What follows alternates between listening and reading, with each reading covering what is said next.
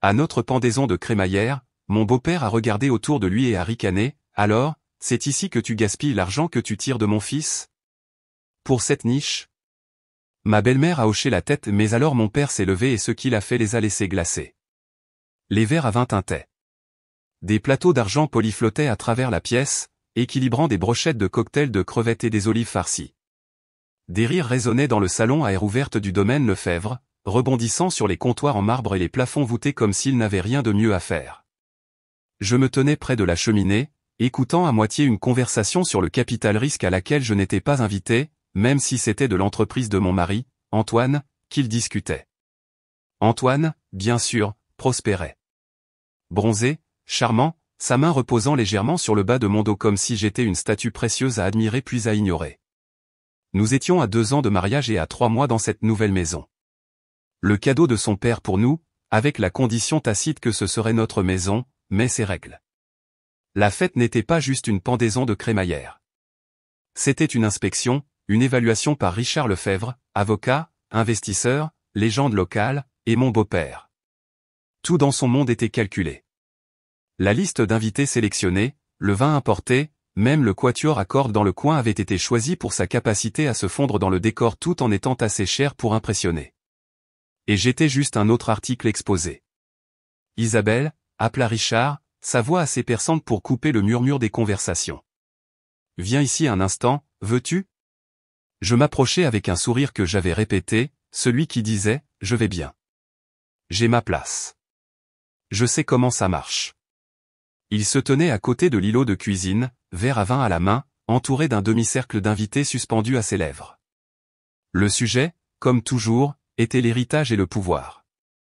Je disais justement à tout le monde à quel point Antoine a été impressionnant avec l'expansion des comptes Lefebvre, dit Richard. Vraiment digne de son père. Il se tourna vers moi, souriant, ce sourire d'avocat, poli, professionnel, prédateur. Et Isabelle ici, ajouta-t-il, étudiait la littérature, n'est-ce pas? Où était-ce la poésie? Quelque chose de très expressif. Il y eut une pause, un sourire collectif. Je gardai mon ton léger. Communication. En fait, je me suis concentré sur la stratégie de marque numérique. Ah, oui, dit Richard, feignant la mémoire. Et maintenant vous faites quoi, déjà? Aider les petites entreprises avec leur page Instagram. Les rires vinrent facilement, contrôlés, juste assez pour m'humilier sans scandale. Mes joues brûlaient, mais j'acquiesçais. Oui, j'aide les startups à trouver leur voie et leur public. Il fit tournoyer son vin. Antoine a toujours dit que tu étais créative. Cela prouve juste que chaque empire a aussi besoin de quelqu'un pour faire le marketing. Plus de gloussement. Quelqu'un dit, mieux que d'être une femme de rentier, je suppose, et Richard hocha la tête comme si c'était un compliment. Je jetai un coup d'œil à Antoine.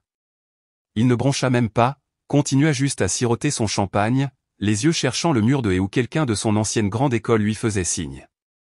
Je restais là, figé, mon sourire commençant à se fissurer au bord. Il ne voulait pas d'une belle fille. Il voulait une mascotte. Et le pire, c'est que je m'étais porté volontaire pour cela. J'étais entré droit dans ce piège doré, pensant que je pouvais construire une vie ici, pensant que Antoine me voyait, me respectait. Mais à cet instant, entouré de costumes de créateurs et de sourires artificiels, je réalisais quelque chose que je ne pouvais plus ignorer. Richard ne plaisantait pas. Il donnait le ton, faisant savoir à tout le monde exactement où je me situais dans la hiérarchie Lefebvre, juste en dessous du cocktail de crevettes.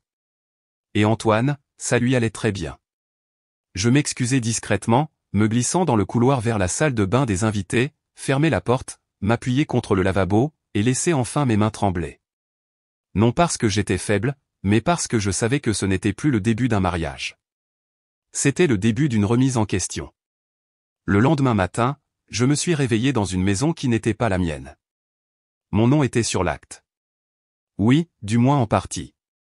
Mais rien d'autre dans cet endroit ne m'a jamais vraiment appartenu.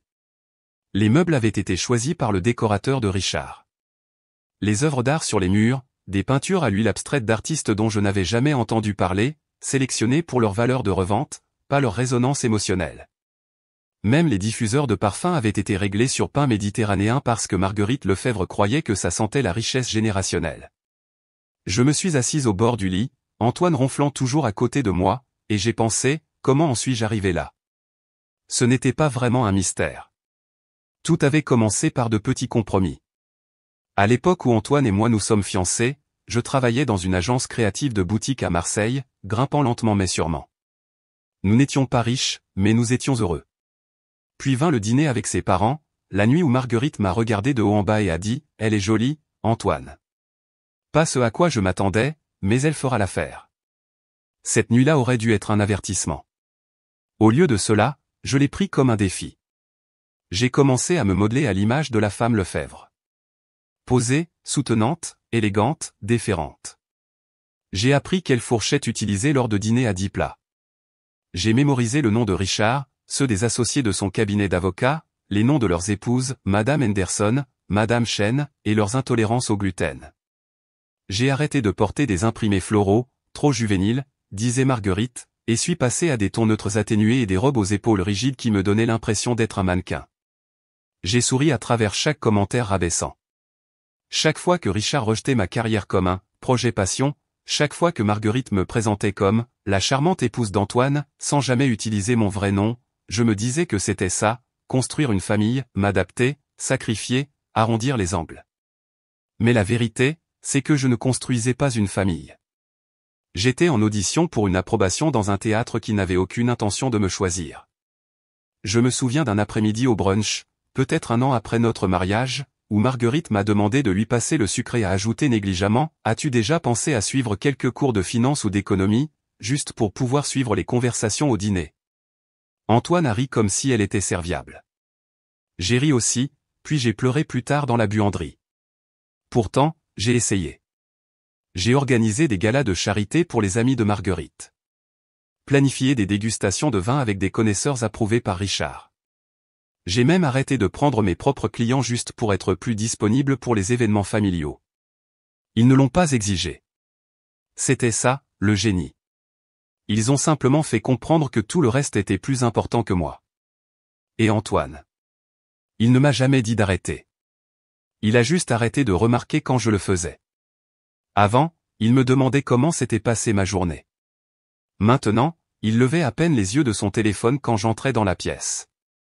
Une nuit, après un dîner particulièrement éprouvant avec la fille d'un sénateur et un capital risqueur de Paris, je me suis recroquevillé sur le sol de la salle de bain, trop nauséeuse pour dormir. Antoine est entré, m'a vu allongé là, et au lieu de s'inquiéter, il a demandé « Tu es malade ou tu fais juste du théâtre ?» Ce fut le moment où quelque chose a basculé. Ce n'était pas le cœur brisé. C'était de la clarté. Cet homme, cette famille n'attendait pas que je m'élève. Ils attendaient que je disparaisse discrètement, élégamment, avec grâce. Mais j'avais déjà passé trop d'années à m'effacer. Je ne le savais pas alors, mais quelque chose en moi avait commencé à s'agiter. Une voix que je n'avais pas entendue depuis des années chuchotant, « Tu ne leur dois pas le silence ». Pourtant, je n'étais pas prête à écouter. Pas encore. Parce que je croyais encore au fond de moi que si j'essayais juste un peu plus fort, il finirait peut-être par me laisser entrer. Il pourrait enfin me voir comme plus qu'un simple bouche-trou. Et alors j'ai lissé ma robe, refait mon maquillage et je suis retourné à table. Parce qu'être la belle-fille parfaite était tout ce qu'il me restait, jusqu'à ce que cela ne le soit plus. Cela a commencé avec les feuilles de calcul, des douzaines d'entre elles éparpillées dans le bureau d'Antoine comme des confettis d'une fête à laquelle je n'étais pas invité. Je les ai trouvées un après-midi en cherchant un reçu. Je n'avais pas prévu d'espionner. Honnêtement, j'essayais de comprendre quel fournisseur nous avait surfacturé les arrangements floraux lors de la vente aux enchères caritatives de Marguerite. Mais alors que je parcourais l'un des fichiers Excel qu'Antoine avait négligemment laissé ouvert, un sentiment de malaise a commencé à se former dans mon estomac. Quelque chose n'allait pas. Les chiffres ne correspondaient pas. Les totaux des comptes personnels semblaient faux. Nos prétendues difficultés financières ne se reflétaient pas dans nos dépenses. Antoine m'avait dit que nous étions proches du défaut de paiement sur une de nos hypothèques. Insistait sur le fait que nous devions nous serrer la ceinture. C'est pourquoi il m'avait demandé de liquider un des fonds d'investissement que j'avais constitué avant notre mariage. Il l'avait présenté comme une faveur à court terme. Juste une passerelle, Isabelle, il avait dit, pressant un baiser sur ma tempe comme si le réconfort était une monnaie. Je te rembourserai dans un mois. Je lui avais viré 45 000 € sans hésiter. Je l'aimais. C'était la dernière fois que je faisais quelque chose de financier sans lire les petits caractères. Les fichiers racontaient une autre histoire. Achats de luxe, vols privés, transferts offshore, dont je n'avais jamais fait partie, et pas une seule mention de remboursement. J'avais l'impression de lire le journal intime d'un homme que je ne reconnaissais pas, quelqu'un qui ne pataugeait pas, mais qui se nourrissait de moi. Cette nuit-là, je l'ai confronté doucement, prudemment. J'ai attendu après le dîner, posé ma fourchette, et dit, « Antoine, j'ai regardé les fichiers. On peut parler des comptes ?» Il ne cligna pas des yeux, n'eut même pas l'air surpris. Au lieu de cela, il soupira profondément, théâtralement, et dit, « Tu n'étais pas censé voir ça. » Puis, sans sourciller, il a viré de bord. « Tu transformes ça en question de confiance, Isabelle. J'assume toute cette famille financièrement. Le moins que tu puisses faire, c'est me soutenir quand les choses se corsent. Tu crois que c'est amusant de demander de l'argent à ma femme. C'est humiliant. » Je le fixais, le cœur battant. « Mais tu as dit qu'on était fauchés. »« On l'est, dit-il, la voix montant. Fauchés en termes de liquidité. Tu ne comprendrais pas. C'est un truc d'entreprise. » Ah, voilà encore. Ce même air condescendant que Richard portait comme des boutons de manchette. Antoine ne mentait pas seulement. Il répétait. Ce n'était pas une bévue. C'était un scénario. Plus tard cette semaine-là, j'ai surpris une partie d'un appel téléphonique entre Antoine et son père. Je ne voulais pas écouter aux portes, mais la porte du bureau d'Antoine était entr'ouverte et sa voix portait. « Elle commence à se douter de quelque chose, dit-il. Puis une pause. « Ouais, je sais. Je la garderai distraite. » Mon sang se glaça. Distraite comme si j'étais un enfant à apaiser avec des fleurs ou une journée au spa. J'ai attendu qu'il parte pour une conférence d'un week-end à Nice, l'une de tant d'autres, et j'ai pris rendez-vous avec un conseiller financier. Quelqu'un en dehors du cercle Lefebvre. Ce qu'elle a trouvé m'a donné le vertige. Plusieurs comptes cachés. Plusieurs SARL avec Antoine comme bénéficiaire principal. Et le plus révélateur de tout, un transfert discret mais très stratégique des biens matrimoniaux à son seul nom, déposé juste quelques semaines avant que Richard n'organise la pendaison de crémaillère. Ce n'était pas du stress financier. C'était une guerre financière, et j'avais été la cible facile, aimée, confiante, puis vidée. Ce soir-là, je me suis assise sur le balcon avec un verre de vin et mon ordinateur portable, faisant défiler un vieil email d'une ancienne camarade de classe devenue avocate. J'ai tapé 3 mots dans la ligne objet, j'ai besoin d'aide et j'ai cliqué sur envoyer, parce que l'amour peut pardonner, mais la trahison exige des preuves. 2 semaines plus tard, j'ai reçu un appel de maître Sophie Leclerc, l'avocate à qui ma camarade de classe m'avait recommandé. Sa voix était calme, précise, mais il y avait de l'acier en dessous, comme une corde de violon tendue. « J'ai examiné tout ce que vous avez envoyé, dit-elle. Et je vais être honnête avec vous, Isabelle. Ce n'est pas juste un incident isolé. C'est une stratégie, coordonnée, intentionnelle, et très probablement répétée. Je l'ai rencontré dans un petit bureau au centre-ville. Pas de lettrage doré sur la porte, pas de meubles en acajou, juste des livres, de la lumière et de la clarté. » Elle expliqua en détail comment les transferts d'actifs d'Antoine étaient cohérents avec ce que certains avocats spécialisés en divorce conseillaient aux hommes de faire avant de surprendre leur femme. Mais dans ce cas, elle croyait que Richard y était aussi pour quelque chose. Sophie se pencha en avant. « A-t-il déjà mentionné la planification successorale ?» J'ai cligné des yeux. « Vous voulez dire Richard ?» Elle hocha la tête. « Oui, spécifiquement s'il y a un trust, un transfert générationnel, quelque chose lié à Antoine. » Je me suis figé parce que quelques jours plus tôt, Antoine avait mentionné négligemment que Richard mettait à jour son testament. À l'époque, je n'y avais pas pensé. Procédure standard, il avait dit, me repoussant quand je posais des questions. Papa veut s'assurer que tout est simplifié au cas où quelque chose arriverait. C'est juste de la paperasse. Mais l'expression de Sophie me disait le contraire. Isabelle, dit-elle lentement, si vous n'êtes pas dans ce trust, et si vos actifs ont déjà été siphonnés des comptes joints, alors vous n'êtes pas juste mise de côté. Vous êtes en train d'être effacée. Je suis sorti de ce bureau en tremblant, non de peur, mais de réalisation. Tout prenait sens maintenant, la condescension, le secret, le sap calculé de ma carrière, l'insistance pour que je me concentre sur la famille pendant que Antoine et Richard jouaient les marionnettistes dans les coulisses. Et puis vint le coup de grâce. Marguerite nous a invités à dîner. Juste en famille, a-t-elle dit. Une soirée tranquille pour discuter des changements à venir. Je savais qu'il valait mieux ne pas demander ce que cela signifiait. Je me suis habillé avec soin, ton neutre, cheveux attachés, visage nu mais présentable. Quand je suis arrivé, la maison sentait le canard rôti et la tromperie.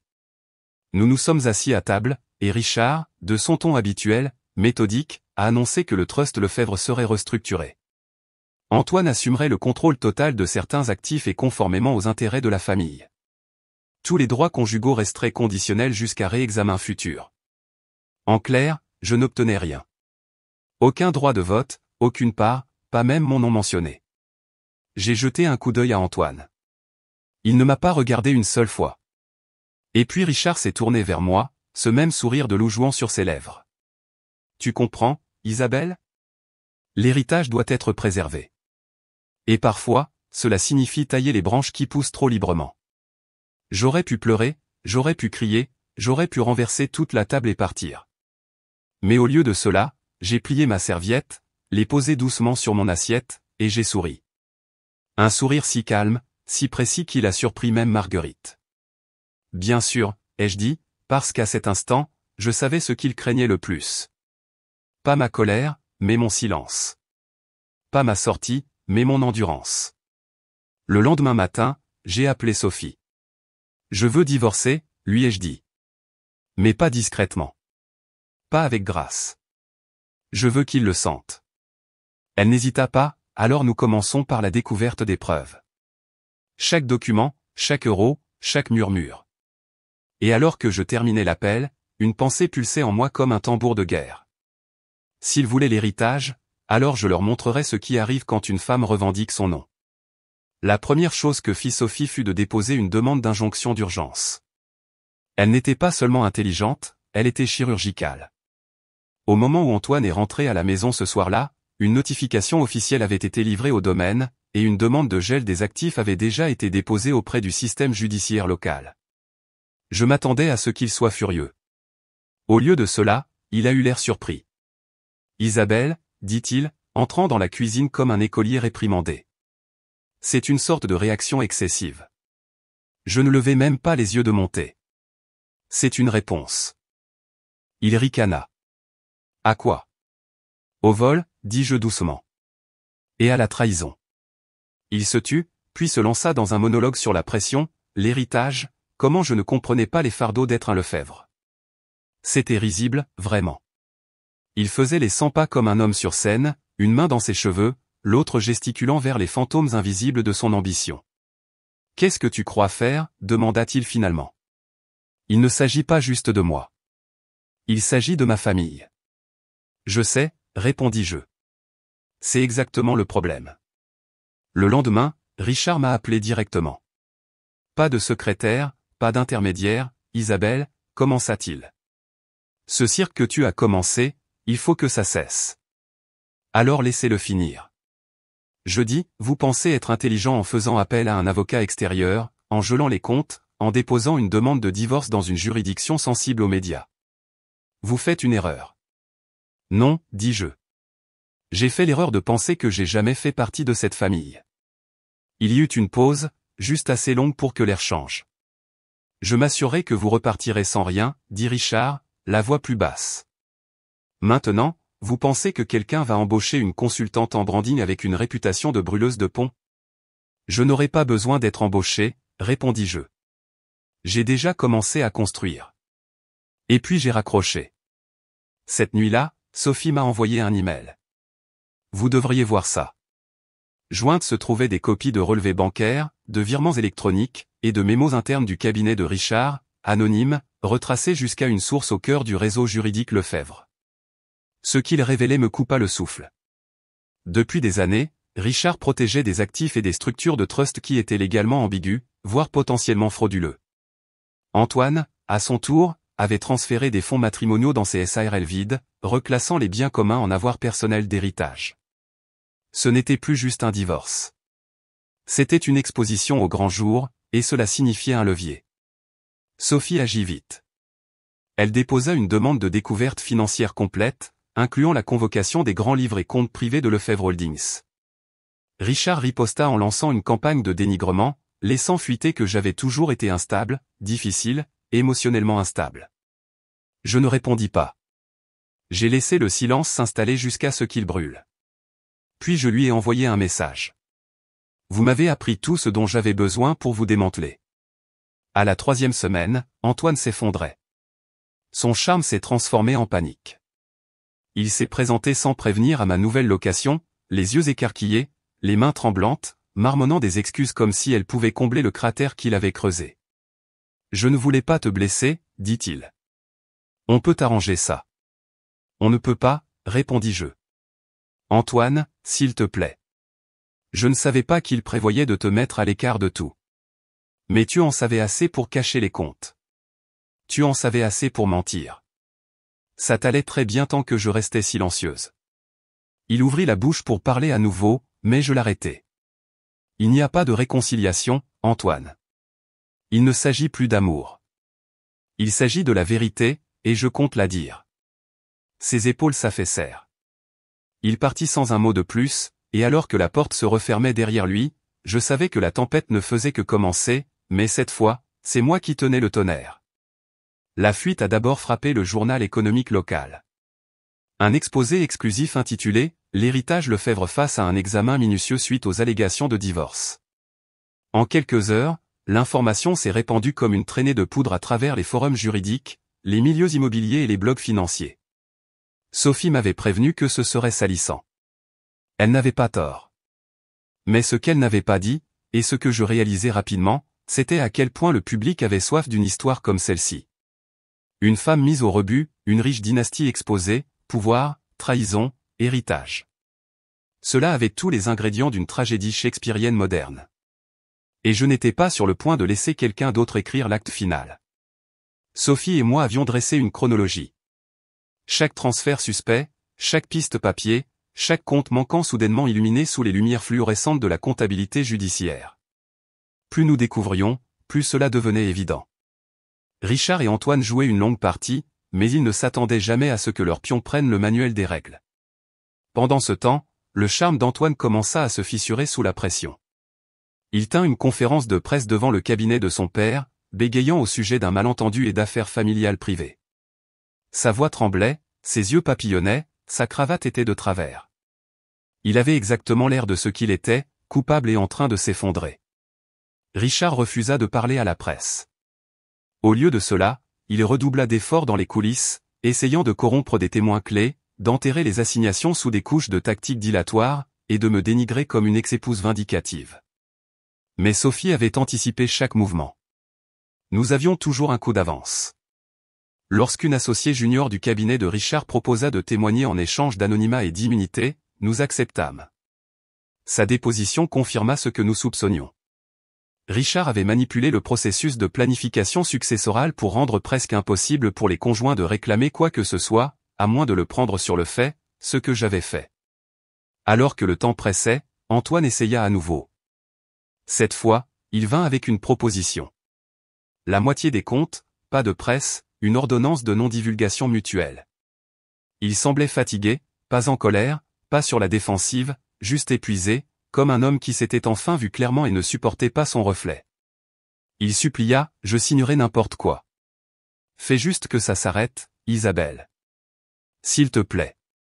Je le regardais tâtonner avec les documents, une version de lui que je ne connaissais pas vulnérable, incertain, et petit. Tu n'as pas peur de me perdre, dis-je. Tu as peur de perdre l'image de toi que ton père a construite. Il ne le nia pas, dis-moi, continuai-je. Si Richard ne regardait pas, m'aurais-tu jamais épousé? Silence. Ce fut toute la réponse dont j'avais besoin. Je me levai, pris la proposition insignifiante, et la fis glisser de nouveau sur la table. Je ne suis pas ici pour négocier le silence, dis-je. Je suis ici pour reprendre ce qui est à moi et m'assurer que vous ne ferez plus jamais ça à une autre femme. Plus tard cette semaine-là, Antoine signa les papiers du divorce, mais il ne le fit pas en personne. Il envoya une associée junior pour les livrer, signée, accompagnée d'une lettre d'excuse tapuscrite qui se terminait par « Pour ce que ça vaut, j'aimais la version de toi qui ne posait pas de questions ». J'ai brûlé cette lettre le soir même. La presse continua de rôder, mais je restai silencieuse. Non parce que j'avais peur, mais parce que j'avais déjà dit tout ce que j'avais besoin de dire au palais de justice, dans les documents déposés, dans la vérité qui vivait maintenant dans les archives publiques. Et tandis que Richard se retirait du cabinet pour se concentrer sur sa famille, j'ai souri car pour la première fois depuis des années, je sentais que le sol sous mes pieds était à nouveau le mien. Je n'avais pas de manoir, pas de titre, pas d'héritage à recevoir, mais j'avais quelque chose de bien mieux, moi-même. Et pour les Lefebvre, cette perte résonnerait plus fort que n'importe quelle décision de justice ne le pourrait jamais.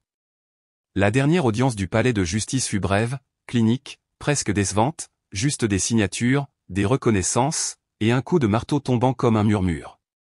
Mais derrière ce silence se cachait une remise en question en gestation depuis des années. Antoine n'était pas là. Il envoya son avocat. Richard ne fut plus vu en public après que la fuite concernant sa stratégie de dissimulation d'actifs soit devenue virale, entraînant des enquêtes non pas d'un seul, mais de 2 organismes de régulation. Leur héritage, autrefois gravé dans le verre et l'or, était maintenant entaché de notes de bas de page, de scandales, d'audits, de murmures, et de salles de conseil. Je ne suis pas sorti du palais de justice avec des millions. Je suis sorti avec ma dignité et une décision qui m'accordait réparation, non seulement pour les actifs volés, mais pour les dommages émotionnels, quelque chose pour lequel Sophie s'était battue bec et ongle, citant un schéma de manipulation. Haine financière et de coercition psychologique. Ce n'était pas juste de l'argent, c'était une reconnaissance.